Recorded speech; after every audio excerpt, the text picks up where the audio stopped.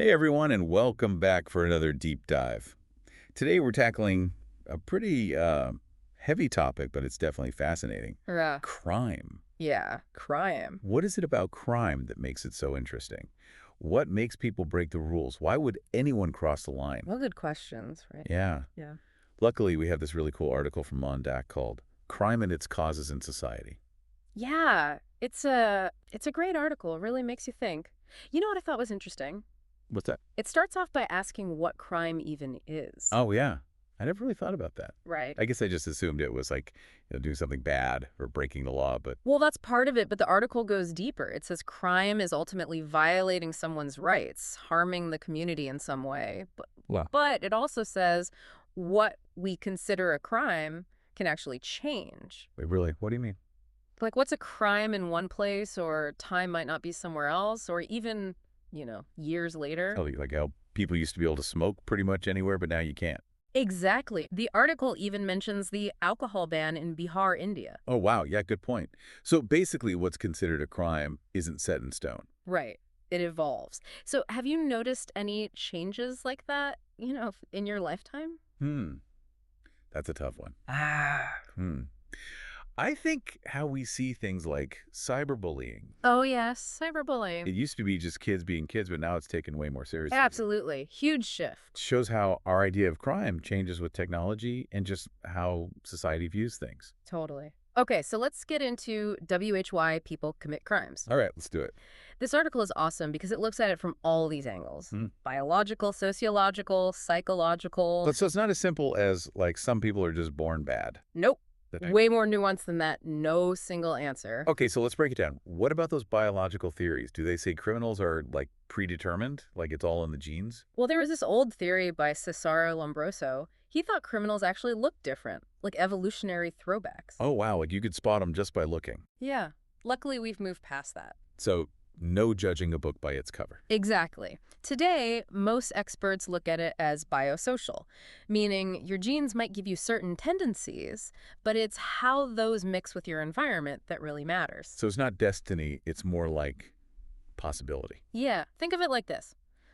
Some people might be predisposed to be good at sports, right? Makes sense. But if they never get training or support, that talent just stays hidden. Same with, say, aggression. Someone might be wired for it, but whether they become a criminal or channel it into something positive depends on a lot of factors. Oh, I get it. So like testosterone, right? It's linked to aggression, but that doesn't automatically make you a criminal. Exactly. You could be a super competitive athlete, a CEO, anything really. Context is key. It sounds like environment plays a huge role in how those biological things play out. Huge. Which brings us to the sociological side of things. Hmm. This is all about how the environment someone grows up in really shapes them. So like poverty, inequality, all that stuff. Exactly. The article dives into a ton of theories about this.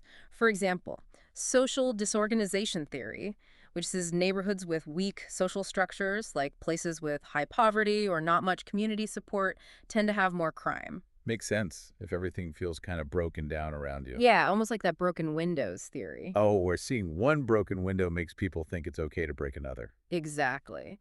Then you've got labeling theory, which is fascinating. It says once someone gets labeled a criminal, even if it wasn't entirely true at first, that label can actually make them become more likely to commit crimes later. Whoa, that's kind of heavy. It is. It can really limit their opportunities, create a stigma, and it turns into this vicious cycle that's hard to break. Like a self-fulfilling prophecy. Exactly. So it's not just the individual, it's how society treats them too. Exactly. So many factors. And we've only just started. We've got a bunch more sociological theories to unpack, each one shedding light on a different aspect of crime and its causes. So this is already getting super interesting. I'm ready to hear more. Let's do it. Okay, so we've talked about how, like, the environment, the social stuff can influence crime. But what about the individual person's mind? What's going on in there? Yeah, like are we talking full-on criminal minds here? Well, not exactly, but the psychological theories look at that angle, someone's thoughts, personality, how they develop emotionally, all that stuff. So like mental illness, Mm. is that a direct cause of crime? See, that's where it gets tricky. The article's careful about this. It says, yes, you do see a higher percentage of people with mental health issues in the criminal justice system, but Oh, Just because two things happen together doesn't mean one causes the other. Right. Correlation doesn't equal causation. Exactly.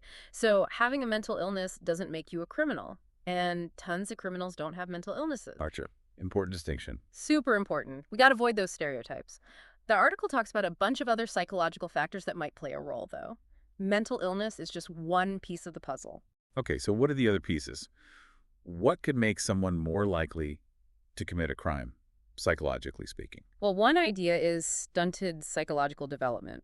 Basically, some people who commit crimes, their conscience might not be fully formed or they're emotionally immature. Like they don't have that internal voice telling them right from wrong. Kinda.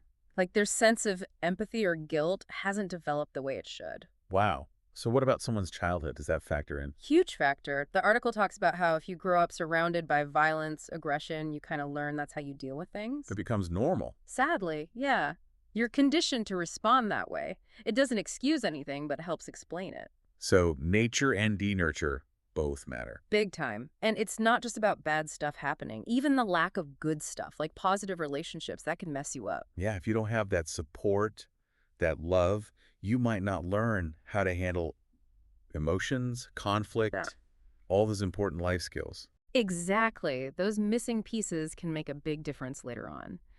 And the article also points out that certain personality traits can make someone more prone to crime, no matter their upbringing. Oh, really? So like some people are just wired that way. Well, it's more like certain traits make it harder to stay on the straight and narrow. Like if you're super impulsive, you might not think about consequences before acting. Makes sense. Or if you lack empathy, it's harder to grasp how your actions hurt others. Right, right.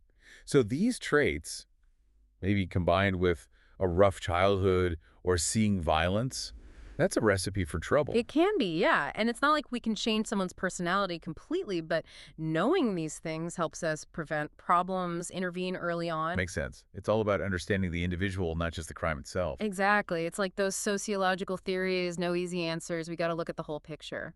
Their mind, their past, and the society they live in. Okay, so we've looked at genes, we've looked at environment, we've looked inside the mind. Are we any closer to understanding why people commit crimes? Okay, so we've got all these theories, biological, sociological, psychological, but do we actually understand crime any better now? I mean, Actually, it feels like a huge, messy puzzle. it kind of is a huge, messy puzzle, you're right. And that's the point the article's making, I think. There's no one answer. It's not like A causes B when it comes to crime. Okay, so instead of asking, like, what's the one cause, we should be looking at all these factors that might lead someone to commit a crime. Exactly. And remember all those theories we talked about. It's not like you have to pick just one. They can all be working together. Oh, so someone could have a genetic predisposition, plus grow up in a rough neighborhood, and D, have some trauma in their past. Bingo. It's like each person has their own unique combo of risk factors, you know? So there's no recipe for crime. It's always this super specific mix for each individual. Yeah. And that makes it hard to solve, right? Because it's not a one-size-fits-all solution. So what do we do about it then, if it's so complex? Well, that means our solutions have to be complex, too. It can't just be about punishing people after they commit crimes. We got to create a society where those risk factors are minimized in the first place. Okay, so like better schools, stronger communities, tackling poverty. All that. Plus, mental health support, positive role models, giving people a chance to succeed in life without breaking the law. It's like instead of just reacting to crime, we got to prevent it from happening. Exactly. Invest in those preventative measures. And there's one more thing that the article kind of hints at, but doesn't come right out and say. Oh, I'm intrigued. Tell me more. The whole idea of what is a crime, that changes all the time, too. Something that's illegal now might be totally fine in the future, and vice versa. Whoa, so it's a moving target. Totally. Which makes things even more complicated. For sure. But it also means we have a chance to shape those values as a society. Absolutely. To decide what we think is right and wrong, and what kind of world we want to live in. Well, that's a lot to think about. This whole deep dive has been super insightful. It's a big topic. Lots to unpack. We've explored so much genes, environment, the mind, and it's clear there's no easy answer to why people commit crimes. Nope, no easy answers. But by understanding all these different pieces, those risk factors, the psychology, that's how we can start to build a safer, more just world. Absolutely. And that's what it's all about, right? Creating a better future for everyone. Well, folks, that wraps up our deep dive into the world of crime and its causes. Thanks for joining us. And remember, if you want more thought-provoking deep dives like this one, be sure to subscribe to Legum Doctors. Keep those brains working.